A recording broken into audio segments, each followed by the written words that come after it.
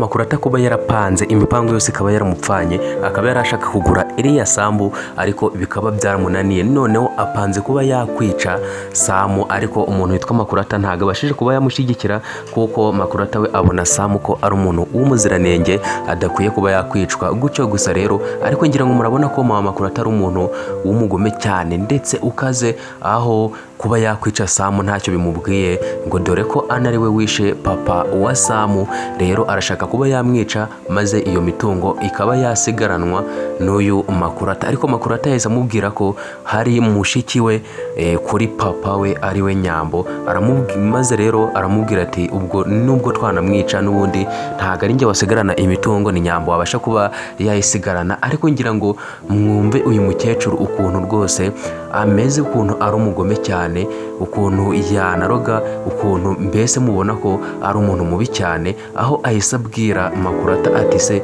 ahubwo twakwishe uwo Nyambo maze imitungo ukazabasha kuba wayisigarana. Ariko ngira ngo nubwo Makurata yinjiye muri ibi bintu bimeze twakwita nkaho ari ubugambanyi bwo kuba bagambanira Samu ngo babashe kuba barya imitungo ye, we murabona ko nta mutima mubagira, dore ko mama we amuzanaho ikiganiro cyo kuba bakwica Samu, ariko we ntago ashaka ko bagira umuntu n'umwe bica kuko we atinya kuba yamena amaraso, kandi niko yamubwiraga ati umuntu wicisha inkota nawe azabasha kuba yayicishwa. Ibi ngibi rero murabona ko umuntu witwa Makurata nubwo ibi bintu baba bikora we na mama we bashaka kuba batsindira iriya mitungo, ariko we ntago aba bishaka kuko dore ko biba binamuteye ubwoba bwinshi cyane, kuko abatekereza ko igihe kimwe bazafatwa maze ububi bwabo bukaba bwavumburwa ndetse n'ubugambanyi bwabo bakoreye Samu bakaba barakomeje kugenda bamurimanganya. Mwarabonye neza ukuntu Makurata yamurimanganyije ko bavukana kandi batavukana habe na gato, nta n'ikintu bahuriyeho.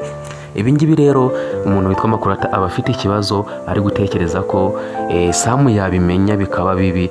Murabona ko rero Makurata nubwo ibi ngibi birimo, ariko we nta n'umutima mubi agira. Ni ku rundi ruhande aho ubu ngubu ibintu rwose biri mu buryo aho umuntu witwa mama Nyambo yenda kuba yahabwa iriya sambu, dore ko Samu yamaze kuba yazana umuntu wabasha kuba yakora inyandiko maze bagashyira mama Nyambo akabasha kuba yasinyaho isambu ikaba yaba iye. Iriya sambu irimo amabuye y'agaciro rero murabona ko igiye kuba iya mama Nyambo ndetse na Nyambo, mukaba muri kubona ko ubutunzi bugiye kuba bwabagwirira, ariko ntago bazi ko harimo ikintu cy'agaciro, ntago bazi ko harimo amabuye y'agaciro angana kuriya nk'uko tujya twumva babivuga, nabo ntabyo bazi. Murabona ko rero ubutunzi bugiye kuba bwabazira, dore ko ubu ngubu ibintu bigiye kuba byaba umunezero gusa mu muryango wa Nyambo ndetse na mama we. Murabona ko ibintu bibaye neza cyane.